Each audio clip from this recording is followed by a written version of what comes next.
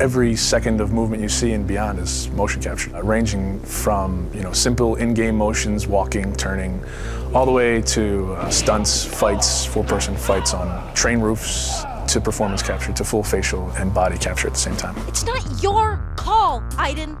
I can do what I want. It is unusual to go in and wear the suit and have these dots on your face, and it's interesting because you're kind of like limited in certain ways, but you're also way more free than when you shoot a movie. I mean, you could kind of do whatever you want.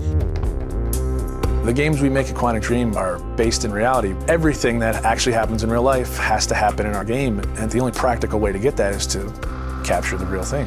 We have to rebuild the world out of cardboard and tape and foam. We have to make sure it matches what's in the game, and we have to make sure that we can actually capture with it, because there are limitations to motion capture. So we have these very strange props that look really miserable, but they respect exactly the dimensions of the real set in 3D in the game, so all the contacts are fine.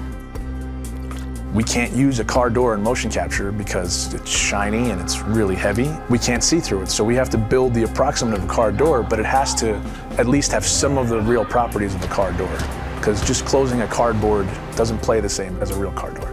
You're in a car, and it's this ridiculous-looking thing made out of 2x4s with a, steering wheel. I'm a guy that likes to, when I'm going through a casual environment, I like to have my hands in my pocket. Well, your performance capture suit doesn't have pockets. So we created these Velcro straps that became my pockets that I would have something to put my hands in. It's like pure imagination. Not just the fact that you're, shooting a scene in a submarine. Cool. I was sure you'd love that. Or you're getting briefed about this intense mission that you're about to go on in Somalia. Jamal Sheikh Sharif. Literally, it's like being a 7-year-old with your best friend and you're pretending that the world's gonna end and the bad guys are coming and we have to jump from couch to couch and avoid the lava. I think that's also what makes it challenging, but also really incredible and like raw. Everything becomes kind of bare and essential, but also it's sort of disturbing sometimes. When you're eating in a scene and say we're eating pizza, it's like a little piece of triangle cardboard that, thank God, says pizza on it, or else I would not know what it is. We built the helicopter where there is this very intense dialogue between Jodie and Clayton. So everything was on wheels and we were moving the helicopter. Because I trusted you! Performance capture, it's digital acting. The trickiest part of performance capture is the preparation. It's getting people ready to perform. Depending on how many actors you have, it takes a while to put the 90-plus markers on the face. They all have to be placed specifically for them to work right on the rig. So you have 88 dots, these beads all over your face. Not only that, but you got all these hard ball-like Velcro things all over your body as well. It's gonna pose a little bit of a challenge. I mean, All these little balls. oh, fuck! It's got like 10 bruises in my arm. Everything's very refined because they want to have a vocabulary to play with.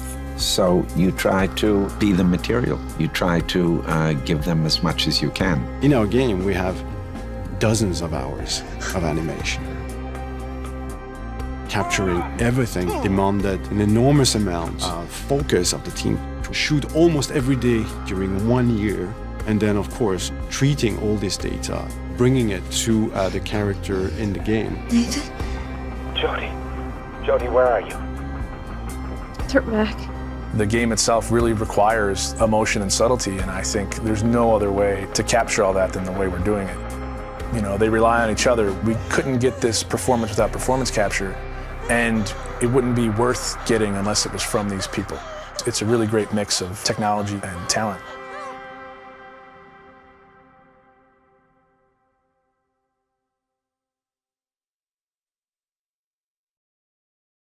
Hi there, it's Debbie.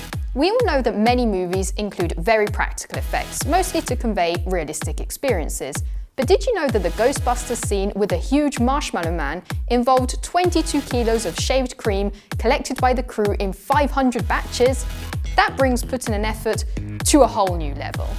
Remember to click below to subscribe, and if you like my t-shirt, you can get it at the shop link in the description.